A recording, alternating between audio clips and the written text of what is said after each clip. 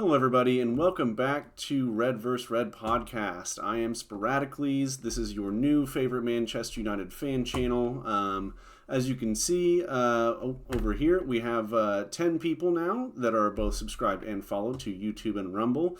Thank you for that. We would like to see those numbers come up, much like we would the results that we were getting from ETH, but I guess we don't have to worry about that anymore. We're going to have a new manager in the form of Ruben Amorim. So we are going to talk about that a little bit, as well as his tactics and some of the formational changes that we might bring, or that he might bring to the club, and what we can kind of expect from that, as well as some of the implications that that's going to have for some of our players, and how we might line up under him as our manager. And then we're going to talk a little bit about Chelsea, the Chelsea match coming up that we have on Sunday. So very much looking forward to that. Hopefully we can get another good result after the performance during the week against Leicester City. So props to the boys for coming out and bringing those goals in that we've been so desperately missing, and fingers crossed that we can continue to keep creating those chances and finishing those chances. But why don't we just go ahead and get started and jump right into our new manager, Ruben Amorim, who is coming in from Sporting. And, I think we've done a good little bit of business with them in the past, something to the tune of Bruno Fernandes, Manuel Ugarte. I think there's some other guy that we had at some point, maybe like Christian Ronald or something like that. We'll put that one on the back burner because that one's not really relevant at this point. But we've had some good luck with them in the past, so very much hoping that we can transition from having good results with the players to now having good results with the managers that we're bringing in from there. He does have some familiarity with Ugarte, so very much hoping that that's a relationship that is going to prosper. Bruno Fernandes, that was a little bit before Amorim's time as the head coach there at Sporting, so not really going to have a huge impact there. But there could be a little bit of a change in the tactics that we're going to bring, in the as well as the formation that we're going to see. So Amorim likes to play a 3-4-3, so it's going to be tough. I think that he likes to play in the center of midfield, somebody that's more of a the bruiser type that we have in Ugarte, but then also someone that's going to link up play and be a bit more box to box, and almost like more of the mold of Kobbie Mainoo rather than Bruno Fernandes. But I think we're going to have to see him. I mean, he and Martinez are really the only two options that we've really got right now at the moment in terms of captaincy material. I don't really see a lot of other players that are going to be able to fill that gap right at this moment.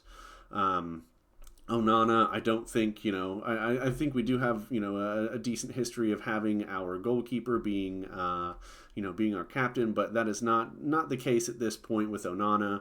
I thought that, with the way that he was presenting whenever he first came over from Inter Milan, that might be the case. He was very much barking orders and trying to get people organized and all this and that, but he seems to have gone into a bit of a shell in terms of, the instructions and getting onto his players and things of that nature. So not really seeing those leadership qualities there. So barring a revelation from one of the other players that we have, I think it's going to be either Bruno Fernandes or Lisandro Martinez as the captains going forward.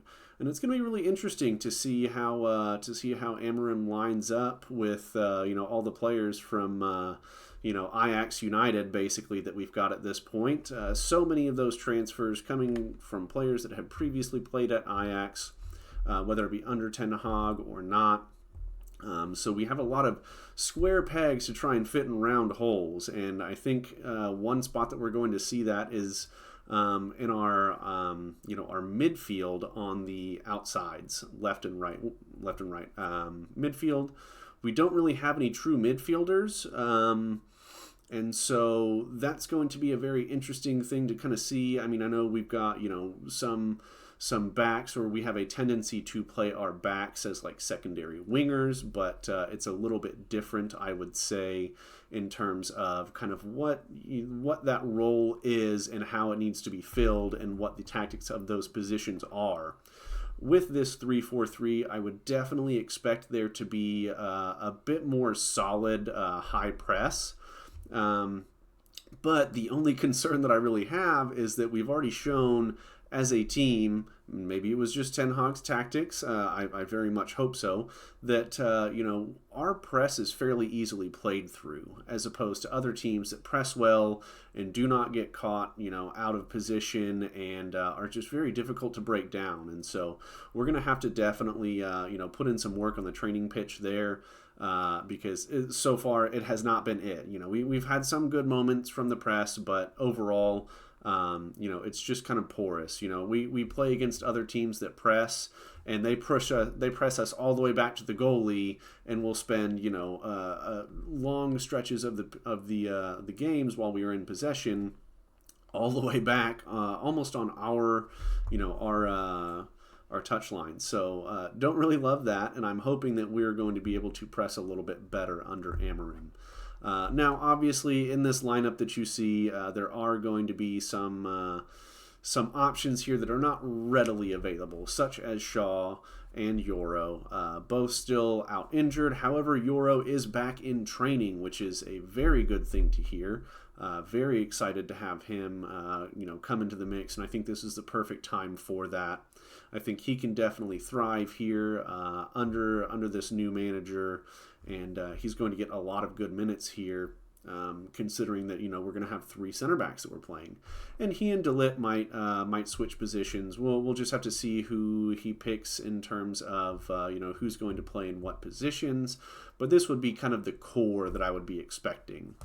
As a replacement for Martinez, we would probably see Johnny Evans. For De Ligt, I would say that Harry Maguire is going to be a bit more like for like than a Lindelof. And for Lenny Euro, we would probably see him be replaced for Lindelof in terms of squad rotation, which I'm really hoping that AMORIM does a better job of, because we have so many issues from playing all of the same players week in, week out with no breaks, and we're just go, go, go. And so we're definitely going to have to see that. And, in case you guys forgot, we actually do have 2 left backs that are on the payroll. Those being Luke Shaw and Terrell Malacia. I think both projected to be coming back into the mix towards the end of this month, it being November. So we're going to see kind of how that goes. Fingers crossed that there's no more setbacks. There have been setbacks after setbacks after setbacks for each of those players. So, barring additional injuries, hopefully we'll see the end of November. We really need to be able to give Diogo Dalot and Noussair Mazraoui a break. They have been playing pretty much every single game, and under this new system, it's going to be very difficult to switch those players out, from these like midfield type areas or wingback areas, and so it's going to be slim pickings. So fingers crossed that they will come back soon and that we'll have those options readily available. So that is who I have over on the left. On the right, I would pick Mazraoui over Diogo Dalot personally. I think he's the better defender and he still provides a lot on offense. There's just been too many mistakes from Diogo Dalot this season, and I think that Mazraoui just kind of fits this mold a little bit better.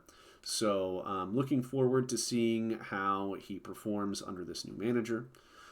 In the center of midfield, there's definitely going to be some changes. We're used to seeing 3 midfielders, 2 holding, 1 attacking, and that's just not going to be the case anymore. So I think AMORIM would likely favor like a Mason Mount or Kobe Mainoo as opposed to a Fernandez, but Fernandez is our captain, and so for the sake of continuity, we are going to be putting him into the starting lineup because that just makes sense.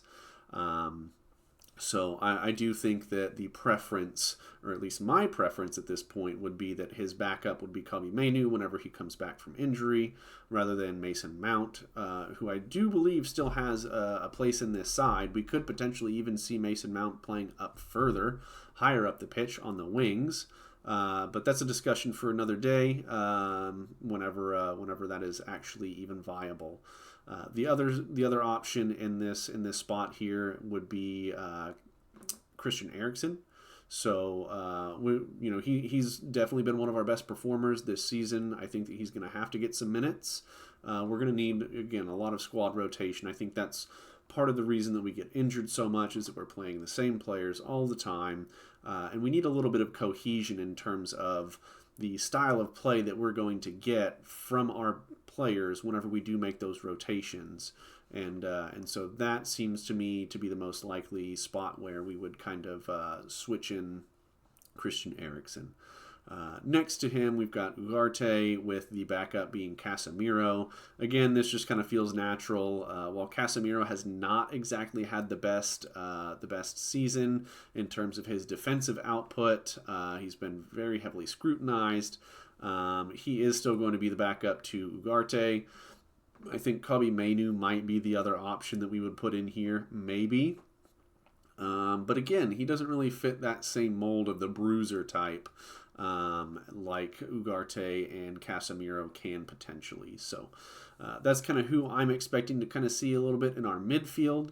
And if we go up to that final layer, I'm looking out on the left-hand side and saying Rashford and Garnacho, just for the sake of these are kind of where these players tend to play more often. We have been seeing them being played simultaneously here recently. So whenever we do see that, expect to see Marcus Rashford and Garnacho kind of switching those wing positions. And on the right, I would see Amad Diallo and Antony whenever he is back from injury, whenever that may be. He's certainly been struggling, and maybe this change of tactic, this change of formation is going to be helpful to him. Maybe not. But at this point, I would say Amad is definitely the person that I would play in this position, in this team, under these types of tactics going forward. So that would be my first pick. If I had to pick between those two. Again, we might see Garnacho and Rashford playing at the same time, but again, there's going to have to be rotations.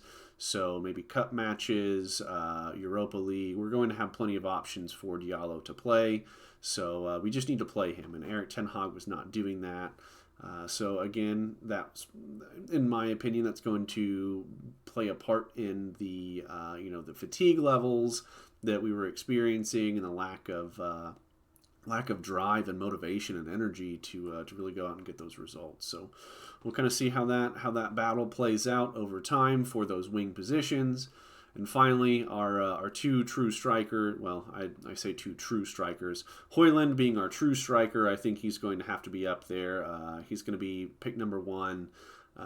We just need that clinical bit of finishing. I think that it's not been on display for a majority of the team, for a majority of the season.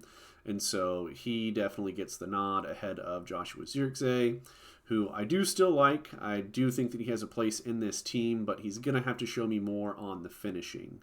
So we're just going to have to play that one by ear. But for me, I'm starting Rasmus Højlund, just to kind of get that first 11 solidified.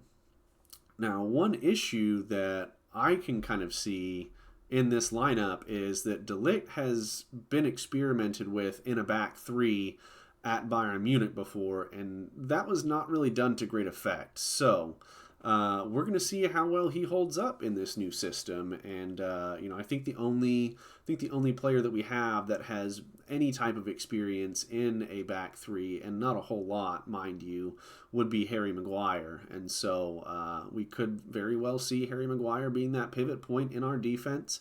I think that we've had issues with him in the past, not being able to make up for his lack of pace. However, in a back three, where we have two players that are going to have a little bit more speed and quickness to them, I think he could very well flourish in that position. So very much looking forward to seeing how that plays out too. I think that Harry Maguire's gotten a lot of stick over the years whenever, since he's come over to join us. And so I'm hoping that we can see a good resurgence in form from him. But I think that the most important thing right now is what's happening here in the near future. Who's going to be the manager for the Chelsea game? What's the lineup going to look like? What's the prediction? So why don't we just go ahead and jump right into that? I don't know that AMORIM is going to be here quick enough and have training sessions under his belt, so I'm going to say that RedVsRed is going to be the coach for this upcoming match against Chelsea. And here's what we're going with in terms of what we're doing with the play style and tactics for this match. I don't expect there to be any significant real changes here. We're going to have to, until AMORIM comes in, this is probably going to be the style or the formation that we use until we have a little bit of time to adjust to that play style. And so back four, usual suspects: Dalot, Martinez, De Ligt, and Mazraoui. In front of them, I've got Christian Eriksen, again, top performer thus far this season. Really enjoying the resurgence from him. And next to him, Ugarte, who I've seen, I think we've seen a lot of good things from here in the last couple games that he's played. And so, yeah, I think he's going to get the nod ahead of Casemiro. And, that'll also kind of, we need to get him some minutes here in the Premier League so that he can adjust to the style of the Premier League itself and the physicality.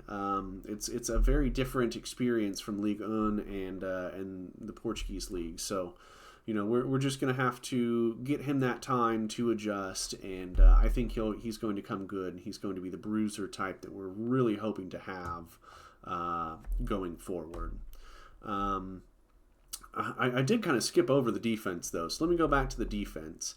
I think that the performance against Leicester was better overall, and that's not just the defense or not just the offense. We scored 5 goals, 5-2, great job, but it was better in my opinion. And I think that De Ligt has really stepped up. I think that he had some struggles to adapt to the Premier League and really get on the same page as his teammates. But I think that the last few games has been very good for him. So good to see that resurgence. I think Martinez too. He's kind of been he'd been one of those players that you look at and say, man, just really not hitting those highs that we would have been hoping for, but it's been a little bit better here recently. I think that partnership is finally starting to develop.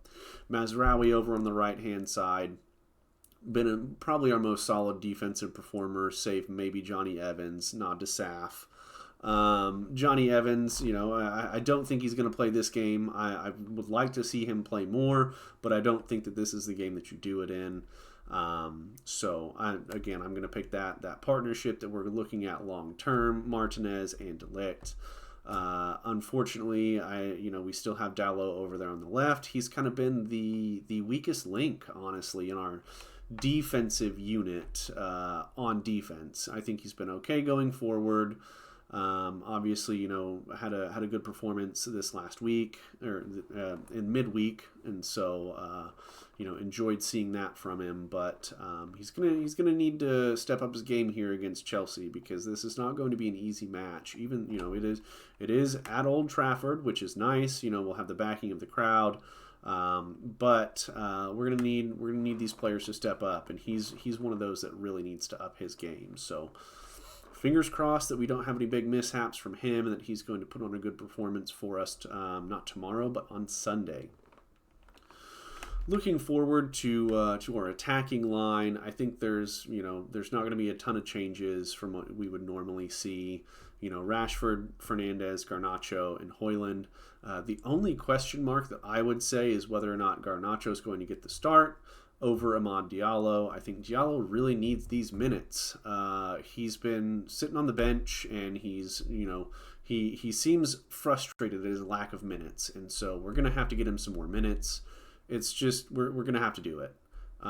So if there is going to be a switch in this lineup for those attacking options, I would say Amad Diallo over Garnacho, and Garnacho comes on as a super sub, like he has been known to do, pretty much for us this whole season. I think he's our most productive attacker that we have on the roster currently. Bruno has not quite hit the heights that he has been. That he's shown that he is capable of hitting. I think that it's been a little bit better here recently. Obviously, you got the goal off the direct free kick against Leicester, so good to see him, getting involved in that. I think that he's been good in the link-up play as well. So maybe finding that little bit of form. And finally, the person that I would love to see hit a good, solid vein of form is Rasmus Højlund. He's the finisher, the clinical finisher that we really have been needing to have over the last, however long it's been. It feels like it's been, a year, more than a year for sure. Probably closer to 2 years that we've really needed a finisher. Aside from Marcus Rashford, who has just not been doing it here recently. So if those two could step up, we could very well see a very favorable scoreline, but I don't think it's going to be all that favorable. Chelsea has kind of picked up their performances this season, I think, and they look like a team that is going to be difficult to beat, even though we are at home. So I'm going to go ahead and predict a draw, but I don't think it's going to be goalless. I think there are going to be goals from both teams. I think 2-2 would definitely be a fair result for us in this kind of transition period. So be looking for those, for that kind of back and forth, and hopefully we can actually get our finishing back to the level that we saw against Leicester.